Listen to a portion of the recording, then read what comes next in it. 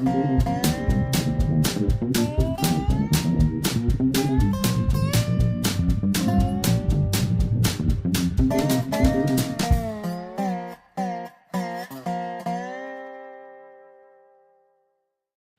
this is Dave Monk, your Prairie Monk, WEFT Champaign, 90.1 on your FM dial. And Dave on the board. This is the Prairie Monk Show. Dave's WEFT's weekly look at rails, trails, greenways, conservation, ecology, whatever else Dave has been up to for the last week or is thinking about for the next week. And today is Sunday, April the 15th. Have you filed your taxes? You've got till Tuesday, I think. It was still in Pledge Drive, I think. I think you're right, 2018. Actually, you know what? The posters are all down. You've had your 2 weeks of Pledge Drive, and so we're done. That doesn't mean you can't make a pledge, of course. You're still welcome to don't give us a call. Go to our website, WEFT.org. We would love, love, love to have your support. If you're listening to the show, obviously WEFT means something to you. Put a dollar figure on that, would you please? Just this one time, and whatever that dollar amount, $10 is great.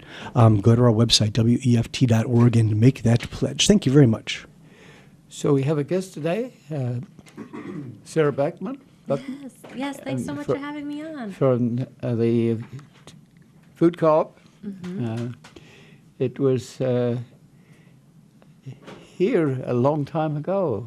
Do you know the history of it? I do, yeah. So I am Sarah Buckman. I'm the outreach coordinator at Common Ground Food Co-op.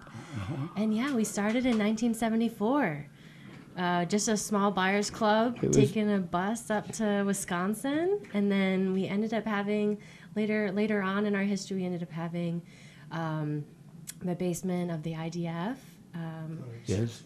Where we would be putting all of our bagged beans through a window because we were so small, and now we're currently located in Lincoln Square Mall. Yes. We've been there since 2008, and even before that, you might have had something to do with Strawberry Fields. Yes, you're right. Yeah, we kind of branched out. Yes, it started sort of in the Vietnam era, when there was a lot of processes that were people trying to do cooperative things. There was cooperative law, there was the cooperative garage, yes, so there was an attempt to do things differently. Yeah, so we now have had about 10,000 neighbors of Champaign-Urbana that have invested $60 to equally own Common Ground Food Co-op. So we're a co-op, so it means that we're owned by the community. So yeah, yes. It's a good way to help share the power and also invest in a community organization that really helps farmers and other local producers, which we have so many here in Champaign-Urbana. So we'll get back to you in a little bit.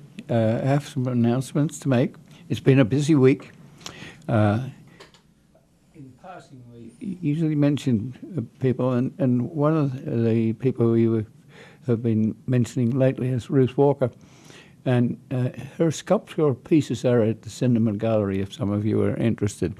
And you don't always know Ruth as a sculptor, but she has some substantial sculpting background. So the Boneyard Festival is on, and we have a bedroom sheet of exhibitors here, and we were exhibiting as Heartland Pathways and the Pocket Prairie, and that's an annual event. The Lincoln Building is loaded with artists and good conversation, and Urbana. I was at Wright Street, where there's a big building that has been bought recently, and the exhibitors were there. Peg Shaw was there, and there was a very interesting table of knickknacks. They had a legal table where you could have a conference, and it was very large. And she decided that she could put all her artifacts that she's collected in different places, and she arranges them differently at different times. And it's a wonderful building. Just would like to see perhaps it could be an art building. It's probably not possible because of the cost of doing that, but it's a nice building. So I sneaked over there for a while, but I showed quite a few people around the Pocket Prairie, and we discussed its future. And the two young folk that have put in a bar in Peoria that have succeeded there at Peoria Heights, and I've come across to do some of the similar things with the building that's across the way from Weft. And that is where there's a Pocket Prairie that's been there for 30 years, and it may lose out to the development because it's 3 bars, and one of those bars will be a brewery, and you'll tap your own and hopefully walk outside and be in the prairie. If we could arrange it, we would like to see some high plants that have been there for a long time with huge roots that might stay around. And the person who's the leasee is quite helpful and interested, and we can do what we can. If we can't do anything there, we may work with the city to see where we can transplant. And we're thinking perhaps it could go to the Big Dig on 2nd Street, which is already sporting quite a complement of prairie. And then it goes down to Scott Park, and there's a rain garden there too. So it would be a place where the Pocket Prairie could be in perpetuity. But we had a rather fine discussion, and Melissa Mitchell, who you know from Weft a long time ago, and the Pringles were there, and others, the contractors, and the architect fell, and we had a rather friendly discussion. So I also was running around with bicycle ways, trying to figure out, and others are trying to figure out how to get across Champaign-Urbana without getting killed. We can't take a trail alongside the railroad line because that would be too dangerous, and we'd have to go across Lincoln and University, which is kind of a very heavy traffic place. But you could go north a little. You could go from the one of the things we're trying to do is get connectivity between the Kickapoo Trail on the east to the west. And there's a thought that you could come through from Main Street through to the north side of the Norfolk Southern Yards, across the University Avenue to Ambox Park, across through the sanitary treatment plant, over the Salt Fork after the boneyard has come in, and to Chief Samorga Park, and then across to Broadway and up to Perkins and around Busey Wood and onto Bradley and across Champaign in an alternate way, so that you would it wouldn't be so dangerous. And so just visiting the park district and the associated groups, MTD and others, it was very productive. Bill McKibben was in town, and that was an event. I didn't get to go to it, but it probably was quite an event. A few announcements of interest, if you have a pencil and pen ready, paper ready. CCDC has their annual dinner today. CCDC is an organization, it's Champaign County's Design and Conservation Foundation, and it's over the, probably about 30-odd years, has donated trees and done a lot with landscaping in this county, and sometimes outside this county. The YMCA is having a 50th anniversary, and it's done a lot of things to encourage the student for environmental concern, and for years that has been a place where there's a lot of interest, and that's where McKibbin was invited. EBIT First starts shortly on April the 18th, if some of you have forgotten that date. There's an art and design open house at Parkland, April 26th, that would be of interest to some of you. There's an Urbana bike giveaway on at the old Goodyear building. It's on Vine Street. And it's from 10 to 12 on a Wednesday. Note it, it's not a Saturday, it's a Wednesday. And you're asked to just take one bicycle, and that's it. Earth Day is on the 22nd of April, so we should remember that. That started in the early 70s and has continued throughout the world, I think. There's a rain barrel sale and a compost bin sale on the May the 5th. And 10 to 1 o'clock, and there's a cooperative plant sale for the co-op. So tell us a little bit about that. Yeah, so we are hosting our annual plant sale, and it is April 28th. It's going to be in our newly painted, beautiful mall hallway that connects into Lincoln Square Mall. So it's going to be at the co-op.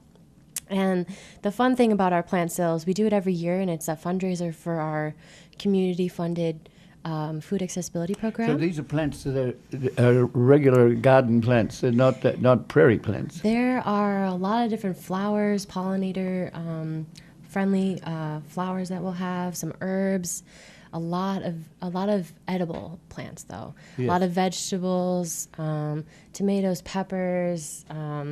Variety of kind of rare vegetables. And is this one day sale or it is going to be a one day. It's going to be the 28th, so it's the last Saturday of April. It's the first. It's right before the Urbana Market at the Square, which is May 5th. But I've got down the Friday the 27th. It's Saturday, April 28th. 28th. Yeah. Oh, yeah. And we folks. have what's really amazing is we have so many farmers that are growing a lot of our seedlings for us. So we give the farmers the seeds, and we also are working with a lot of our co-op owners. So different households are growing seedlings for us. A lot of farmers like Sola Grazia Farm, Blue Moon Farm, Prairie Earth Farm, Green Pantry Nursery. Are they going to be there selling plants, or are you going to be selling plants? They have been caring for all these seedlings, and they're going to be donating it all for our Food for All fundraiser for this plant But do sale. they come with the plants? They will bring the plants. I'm not. They're going to be gearing up for the big markets, I think, the following week. But they're going to be dropping off a lot of the plants the day before. So this is then that corridor that's right adjacent to the co-op. Yeah, not the major mall. Not the main mall hallway, but our nook. We're trying to use that a lot more for event space, and it's going to be a really great time. Yes, you have tables out there. We'll have tables, really affordable plants, and all of the proceeds go to our Food for All program. So that gives access to all free classes at the co-op. This program is available for anyone, but especially if you're getting any government assistance, you automatically qualify for it. And it covers ownership at the co-op for a year, and you can always reapply every year. And it gives a 10% discount on all of produce, as well as over 200 different staple items, including bulk beans and just a variety of different pantry staples that we've put at a... You also have a seed event, Yeah. which has been already in the... I'm getting questions from people who have milkweed seeds and want to know how to plant it and things like that. So that was on earlier. Yeah. And in the little alcove where you have art and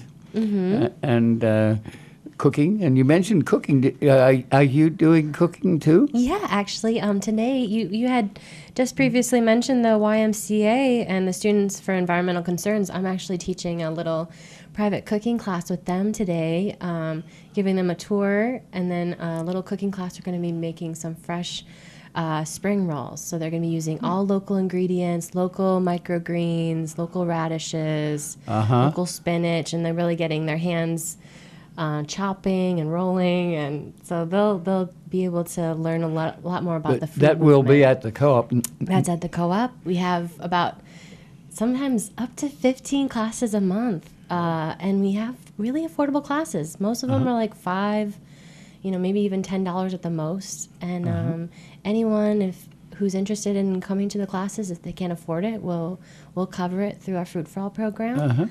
And we just had we had Tesfaye, who teaches amazing Ethiopian classes. He was teaching yesterday, and we have just an assortment of wellness classes, and we're working with kids. Kids are cooking in the kitchen at the co-op, so there's a lot going on. And you have to do with art too. Oh yeah. So tell us who's there at the moment. You select people at 12 a year, or is it more than that? Well, we're trying to have it more. So right now we have Young Choi, who is originally from Korea, and this is actually her first time installing in the United States, and she's a wonderful painter. She's got oil paintings, watercolor, and she's actually we're going to be starting some art classes at the co-op, featuring and having the teachers be those artists. So she will be there when her art is there? We actually had a nice boneyard art reception for her and an additional artist, N.C. Stevens, who does his own baking, and then he takes amazing photos of the food. So he does food photography and cooking. So we had a collective celebration for the two of them on Friday, and they got to meet each other, and they were gushing over each other's work, and it was a really sweet time. So you run cooking events there, and we had a problem that artists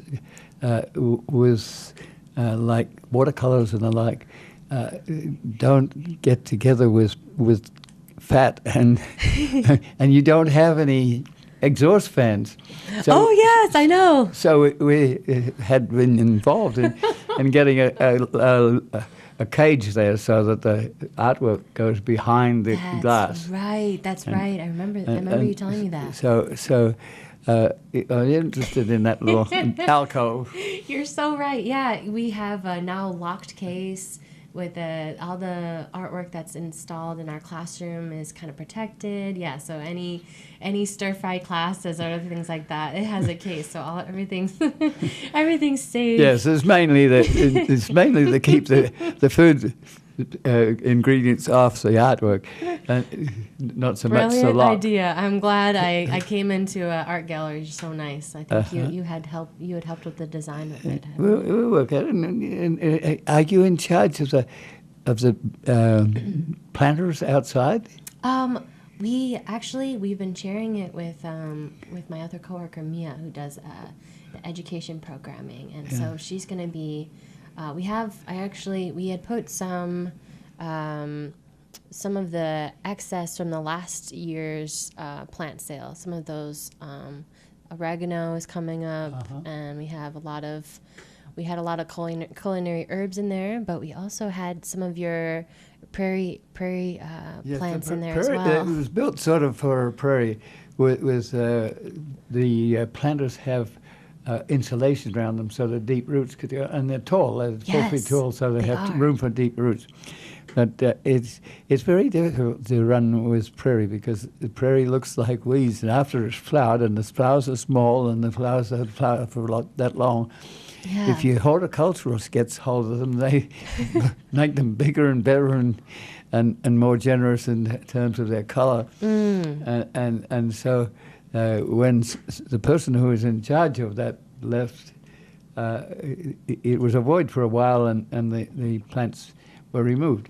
But we understand that. We have a pocket prairie that inspires people, but it also disappoints people because it doesn't look horticultural. So we need to have someone who's out there and putting in the herbs and things is quite good. We understand the limitations of having a prairie in Urbana or Champaign. But hopefully, we're really wanting to do more. We're really focusing on some of the kids programming. So I know for certain that we have some plans for what we call our kids programming, Co-op Explorers. The variety of kids will be able to kind of get their hands dirty and maybe even help plant or pick or harvest and even just smell the differences of the herbs or maybe some of those flowers. Like thyme is different from oh my gosh, yeah, the mints or but we'll definitely be putting in a lot of pollinator plants and anything left over from the plant sale. And then you had mentioned that earlier this month we had that seed swap, so we had donated some of those leftover seeds. So we had originally we had the seed swap in late March, and we had a huge turnout. I saw you there.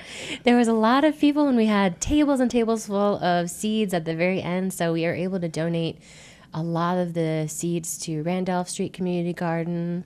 The Dawn Blackman, she's going to be using a lot of those seeds with her students. And then we reached out to Prosperity Gardens and gave them some of the excess. And so, if we have any left over from the plant sale. You got to be careful sometime when you have excess. If you have all of the one variety and it's not a variety that people are used to, then it's a little hard for rough, tough farmers to utilize that. They're going to be looking through them and seeing what they can do. But so, do you go out to farm yourself? I do. I love it. It's one of my favorite things. And, so, do you take people with you, or?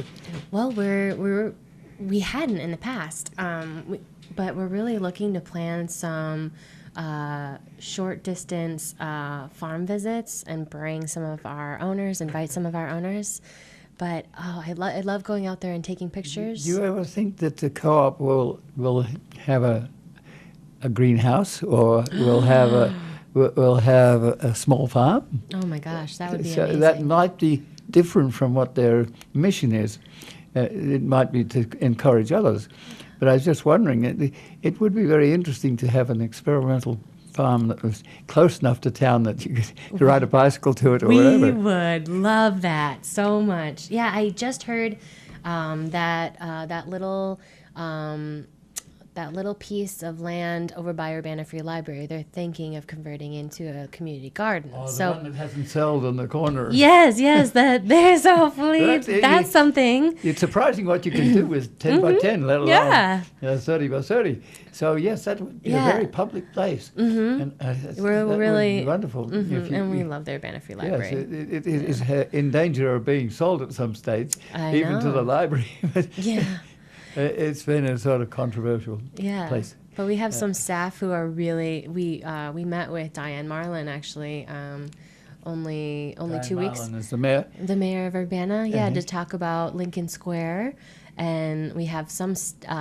They're doing visioning for the future of Lincoln Square Mall, and we had a lot of staff who are really interested in green space. It's a very interesting mall. It is. It's very small compared with the bigger malls that came later. It was very early, and they closed off Broadway and closed off Green Street, and created quite a decent little mall. Yeah. And if you go there any time of the week, there's someone dancing or someone walking.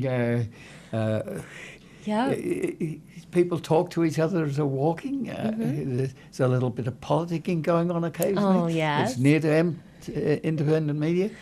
I just would like to see it continue in that sort of vein. It's very characteristic of Urbana as a community. And if you think about it, it's really pretty much in the center of Urbana. So we really want that to be a vibrant spot and really see it as an addition to downtown. There's been a lot of parking lot around, which makes room for the farmers market, which I think has started already. Yeah, it's actually, they're still having they just yesterday they had an indoor. So I think the first Urbana market that's outside of the Urbana market at the square is going to be May 5th.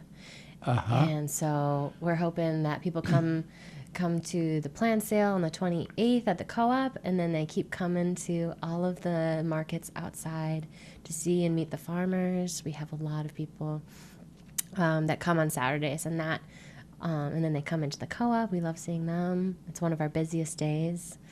So in that framework, the Grand Prairie Friends will have a sale of prairie plants after there's a removal of the mall from inside to outside. Right. They'll be inside with the horticultural people, and that's usually a huge sale. And if you want interesting plants, you need to get there early.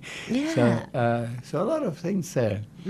But they're opening up over the way at Goodyear. Oh, yes. The over the other side of Vine Street. I'm not quite sure what's going in there, but it's open space, and a number of the buildings have been taken down, and Goodyear is still there, but it's... I think that they're planning to build some housing, but also have it be, the first level be retail space. So I guess we'll see. I'm not sure how much, or how tall they're building it up, but I know that they were planning to have that be some housing. So we will see. So that you tie it to the Kickapoo Trail, and you leave the trail at Main Street, and you can come through there somehow, and so that's going to happen. Yeah. And there's a station theater and a whole bunch of other things on Main Street itself that are interesting. I wonder, as we look at the co-op, how you're doing compared nationally with the food industry that's discovered the organic food. Yeah. So it's hiring its own farms and doing organic. You don't always know whether it really is organic, because there hasn't been a good system for labeling organic. So how is the co-op doing in that setting? Because the co-op and other co-ops sometimes having competition from this. Yeah, oh, definitely. So I don't know if many people know, but there are so many food co-ops here in the United States. There's probably about 300 individual food co-ops. And I'm thinking of the mainline food industries that have increased their organic offerings. So yeah, what we call big box grocery stores, Yes, the grocery stores that are huge chains, they're really connected to the large corporations, and in the co-op world, we call it the new normal for these big box stores to be selling what they consider as organic and local. But actually, a lot of big box stores consider local as in within 8 hours of transportation. And so that's why the food co-ops are small but mighty, because we define local as within 100 miles. And we have, last year we had about 600 individually local items. And yeah, we have taken a big hit with big box stores carrying organic food. But the one thing that they can't really do is they don't have the time or the care that goes into really developing the relationships with those small family farms. And that's something that we really are sticking true to, and we're really trying to do our best to really show them. I had a feeling that when the co-op decided to open a store in Champaign, that might have had something to do with it not being able to do that, because there was that tacit competition in the background. We had competition, and before we made that decision to have that second store, because we had moved into Lincoln Square Mall, that was the first time that we had an open storefront with customers that really maybe wouldn't have known that we were in the IDF. And so we had around that time that we had started to make that decision, we had about 70% sales growth over the years. So we thought we were having exponential growth, but really then it ended up being that the housing market was kind of crashing, and we didn't end up having all the loans that we really needed to have that second store.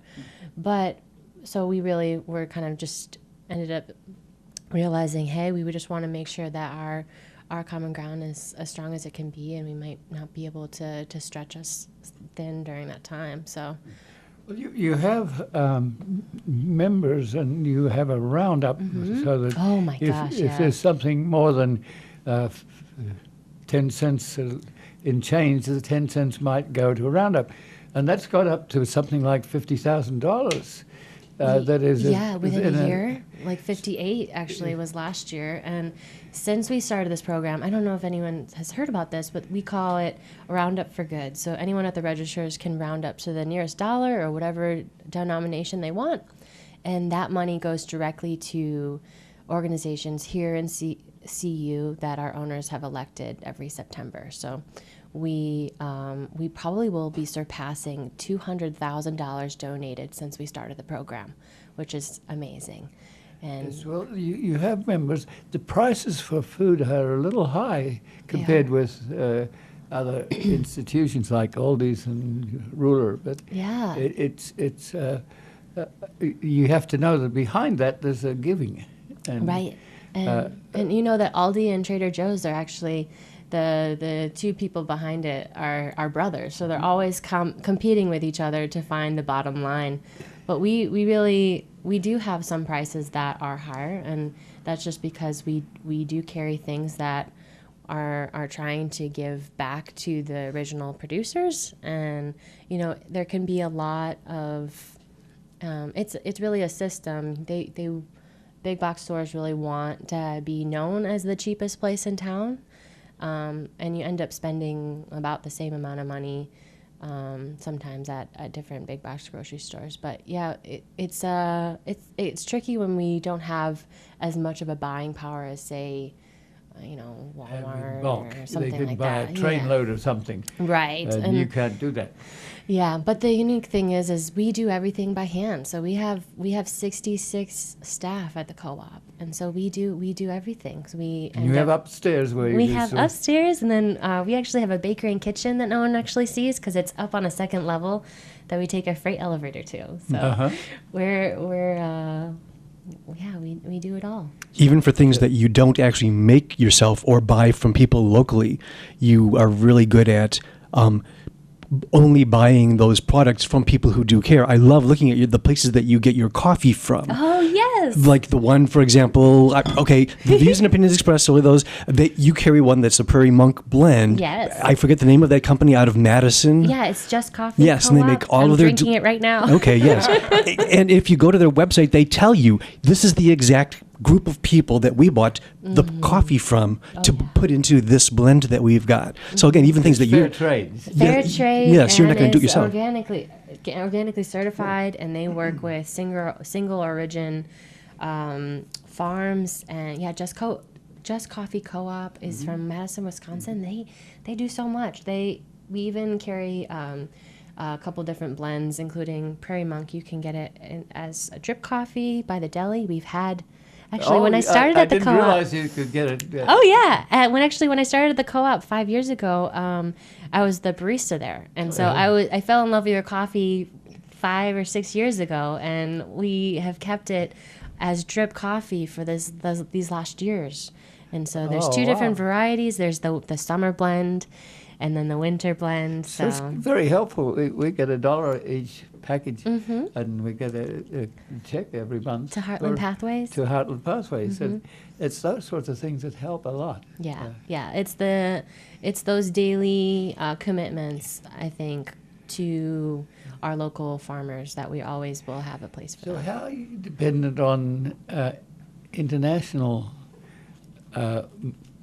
I'm thinking of blueberries, for instance. Yes. So when they're out of action here, they're in action in Brazil or some other place. And that's tricky, yeah. So you have to go outside of your local co-op domain to do that. It's become tricky, yeah, to balance what products we bring in even though it might make some of our say we didn't want to bring blueberries because it was too far. Sometimes we get really negative feedback from our owner base because they're like, we want those blueberries every day of the week, 365 days. So we really have, because we have such a diverse group of owners here in Champaign-Urbana, it's really interesting finding that line. And so I think that is really something that we're going to be checking in with them. And next Thursday is actually our financial meeting of owners. So all of our owners are invited on Thursday at the Civic Center from 7 to 8. And you get them to come? I hope everyone comes. It's very hard to corral farmers. It's like herding cats. Yeah, they're busy now, but they just all the farmers, well, at least Blue Moon, Sola Grazia, and Prairie Earth, they all planted on Thursday and Friday. So this rain this weekend was ideal. They put all the kale and collards and they planted. It's not easy. I was talking to someone who has farm responsibilities in Thomasboro. And he comes in from the west for the planting, and they can't plant easily because it's been cold. I know. I went to one place this week, and there was salt on the step, but it was 70 degrees. So this change in weather is difficult. Yeah, those poor daffodils. They survived. They do every year. They had wet snow on them, and they bent over, and they came back up again. Gives us hope. But there's another thing that the farmers do is they put in greenhouses. Oh yeah, season extension. And greenhouses are often rather large, and you can grow tomatoes and kale and other things. Tell us a little bit about that. Yeah. Do you have an involvement in there? Do you sponsor those sorts of so that you have late kale and you have early kale, or the cruciferous, the cabbages and the cauliflowers. They can handle a little bit of cold. They can, but they really do well with kind of a more stabilized temperature, and so that's what the season extension with the greenhouses or the high tunnels, those are really helpful. And for example, I don't know if you've known about Delight Flower Farm, but they are a farm, a local flower farm, and they have had a lot of success with having the greenhouse this season because they are the first ones to have flowers. Well, that breeds sense because most of the flowers in the universe go to Rotterdam and get redistributed from there. Now, that's a lot of air use of energy, and it takes time for a plant to go that far and be spread around the world. So yes, some live plants with actually daffodils that have roots and have a real life rather than just being cut. I know. Flowers. Yeah, we actually have some of the flowers on our tables at the co-op from Delight Flower Farm. But yeah, one thing that season extension it really definitely affects our farmers because they are caring for our food all year long. There's this during the summertime, they're going hard with making sure that they're harvesting and planting in the right times, but also they're doing, like Blue Moon, for instance, is keeping us stocked with spinach and greens and other roots like all through the season, even in the wintertime. So they do so they much. Have heaters in the soil. But some of them have a plastic curtain over the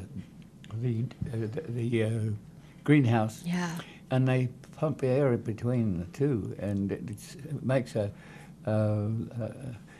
sort of like area that contains air. It's like you're wearing a shirt and you're putting on a jumper on top of it. Yeah. It holds the air. And it can get hot, if it's really Oh, yes. sunny. I love seeing the sun now, but yeah, it can get to 90, 100 degrees. And they have hair dryer type equipment that can change that air. Oh, you're right. Yes. And it's not all that expensive. So, I encourage the day when co-op will Oh my be gosh, a co-op supporting- greenhouse? Oh, Yes. I would love it. Where would you put a co-op greenhouse? Oh gosh, right on the south, that south parking lot. Do you ever wake it on Lincoln the Terminal. Let's tear it up. I have another leg that I'm interested in. Yeah. Right at the end of Vine Street is a 100-acre prairie belonging to the Barnhards, and so they have a huge farm barn and a farmhouse, and that is becoming a restaurant. I see. And so that you can get to see the prairie. The prairie is on the Yankee Ridge Moraine, and it has an overlook over the Yombra, and so you can see from Yankee Ridge right across the Savoy. I see. I haven't been there yet. So sometimes I think some of your people with your interests end up going down Vine Street. You come to a dead end. That's the Barnhart Farm. I will look for it. So and it has uplands and lowlands. And, you can't exactly eat the prairie, but it gives you an idea of what was native here, and so there's some history there. Yeah, and that would be fantastic. And I love seeing the. Have you been past to Brownfield Woods ever?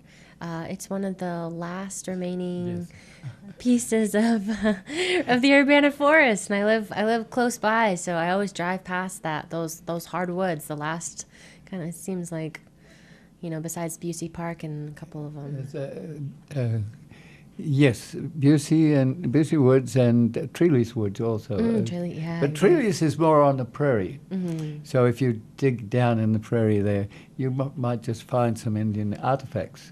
I got you. Wow. Brownfield has got a stream running through it, and that gives you an introduction. So your area was where the first Urbana was installed. It's where there was a moraine. The Yankee Ridge Moraine actually goes all the way to Rantoul. Okay. And there was a breakthrough of a dam of water there, so you have a gap so that the Salt Fork runs through there.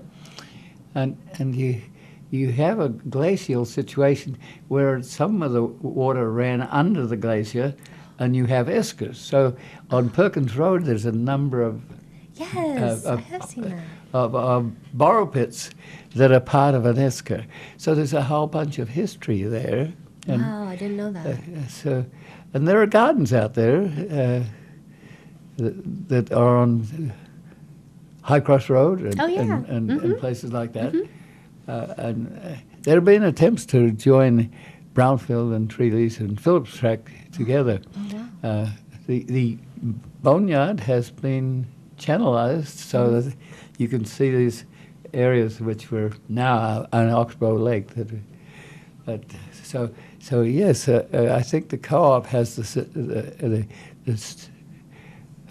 opportunity to be involved in some of that sort of history, because the people who are going to use your services like that sort of thing. Oh yeah, they do. Yeah. And there's so many owners of Common Ground that have so many varieties of interest, but also are so involved in so many vital organizations here, and so that's why I think it's just such a wealth of knowledge.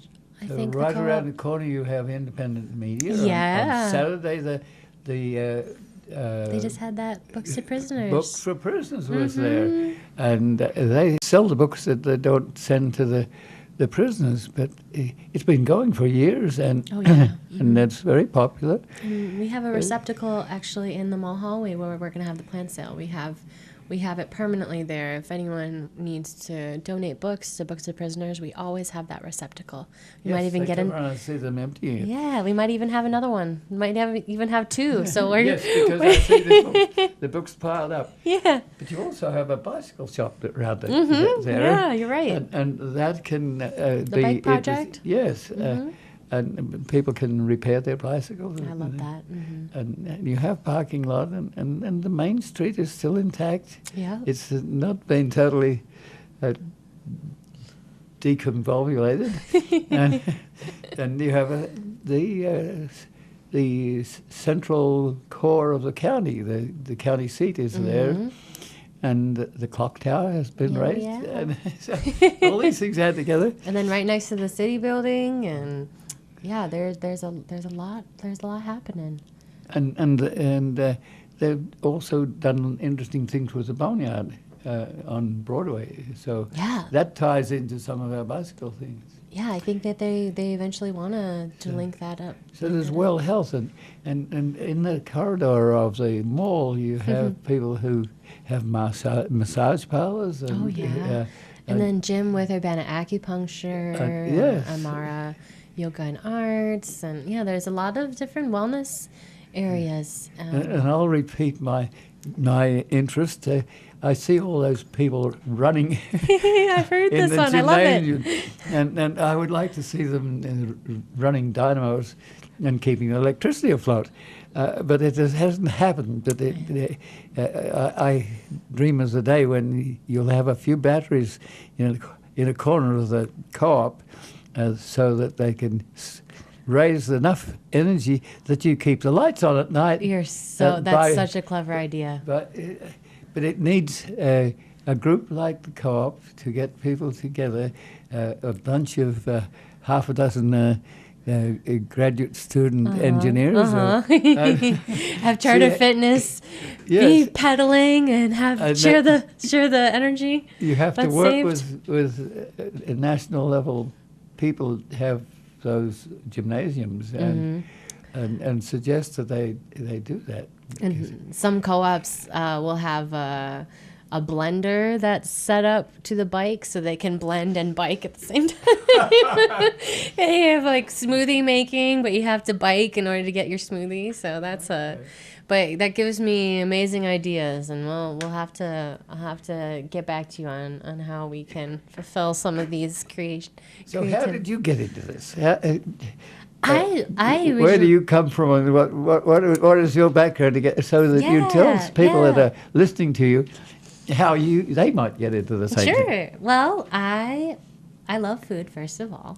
I grew up in Chicago, and went to U of I for school, and just fell in love with the woods in Urbana, and I really loved the fact that I could start to recognize people on the street. You know, coming from Chicago, people kind of look down at the sidewalk while they're walking past people, and in Urbana it was a little different. Listening to music. Yeah, and I started to recognize people, and you know, I really was looking for opportunity to really work with the local food movement, and so that's how I ended up working at the co-op. And so I worked in the deli for several years, making coffees and sandwiches for people, and you know, I'm now the outreach coordinator, so I have my hands in so many amazing things, including the art gallery.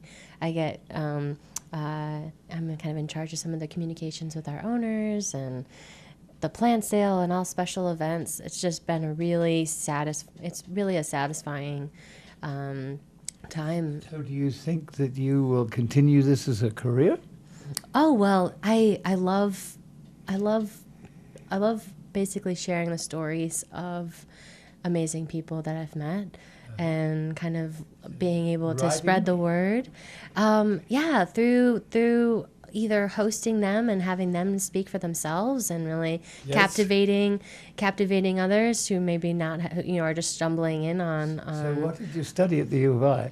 So I I was undecided for 2 years at U of I because I had a variety of interests. I know I really wanted to focus on the environment, but I also really loved food and talking with people. So I ended up creating my own major, global studies. Independent studies. Global studies and Spanish as a double major, and it allowed me, actually, when you're a global studies student, they will help with your travels abroad. So I went to Ecuador for about 7 months and lived there and went to university, the Universidad de San Francisco de Quito, and then was also in Sweden for a research study.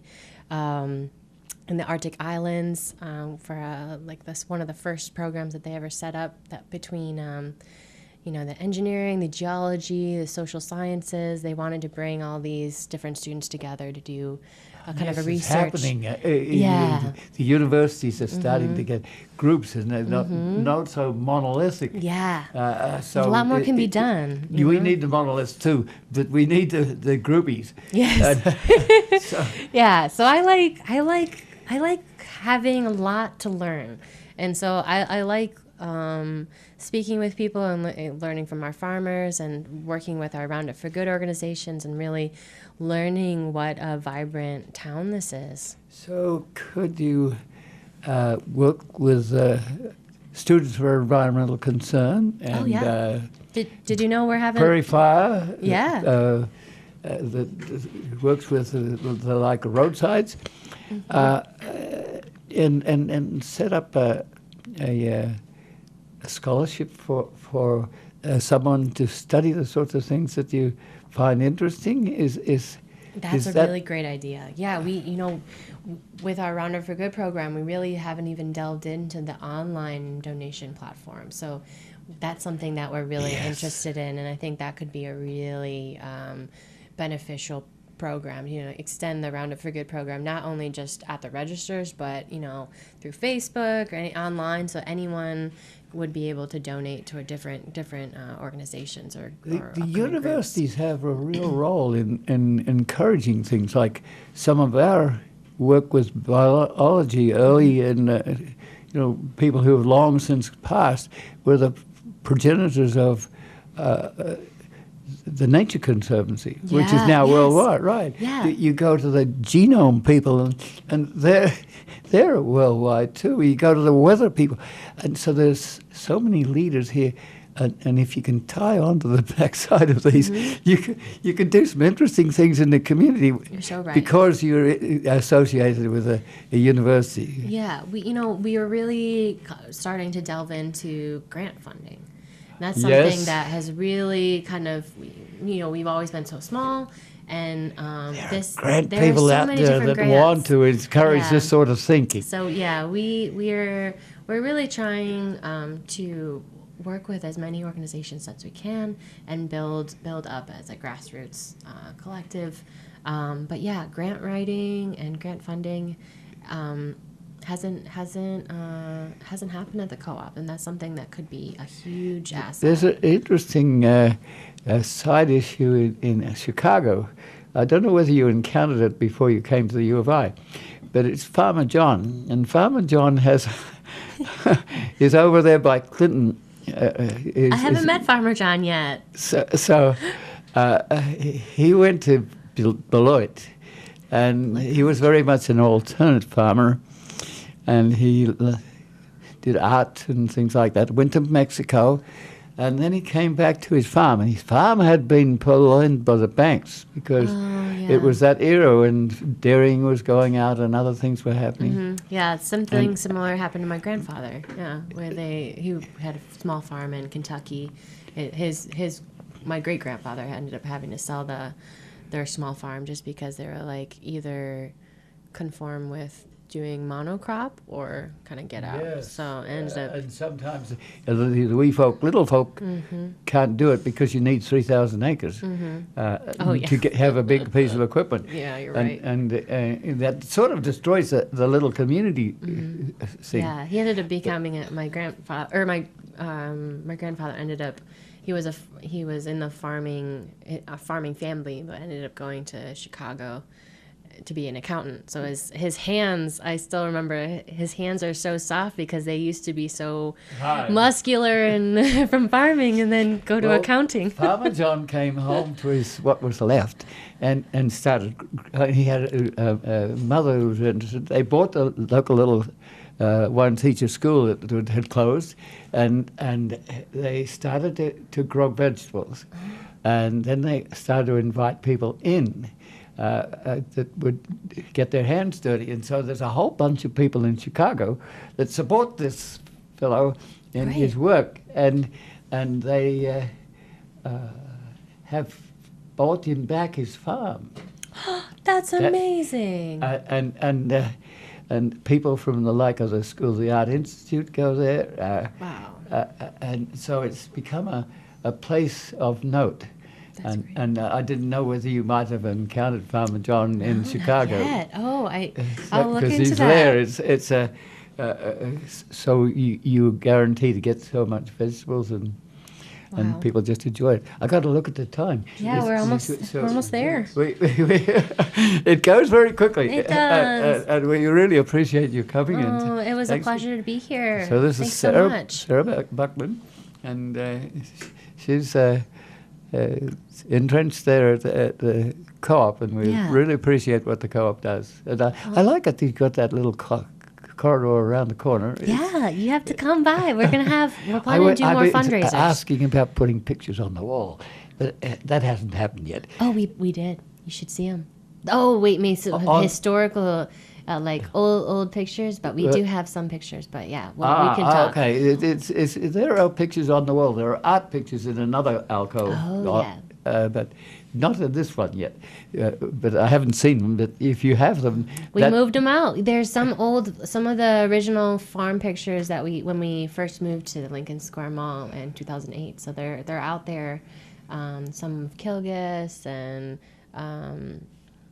Maggie Watchner's bees. So. Yeah, but it's been a pleasure being here, and thanks so much for letting me come on. This is Dave Monk of Prairie Monk, WAFT Champaign, 90.1 on your FM dial. And Dave on the board. We've got just enough time to mention to folks, first of all, as Dave mentioned, this coming Wednesday morning between 10 and noon, everyone knows where the old Goodyear building is, don't they, on Vine Street? It's pretty easy to find, just not too far from Lincoln Square, as a matter of fact. If you'd like to have a bike sold, they're not sold, they're given away, and they're in take it as it is condition. That will be, again, over in Urbana this coming week. And we should mention again, can anyone who wants to just come to your Civic Center meeting? You don't have to be a member to... Actually, we're only really looking for our co-op owners. So anyone who's invested the $60 and owns a share in the co-op, we have a special meeting for them. Can they become a member on the spot? Yes, there you go. At the co-op. Or online, just all you have to do is either go to our Facebook website or in-store. We can do it really quick. And that's Thursday, April the 19th, over at the Civic Center. Again, most of us know where that is in downtown Urbana. 7 to 8, was it? 7 to 8, Thursday? Yeah, the financial meeting of owners. And that's about all we've got time for here. So you've tuned to WEFT Champaign, 90.1 FM. I guess I should mention the views and opinions expressed are solely those of the speakers and no one else.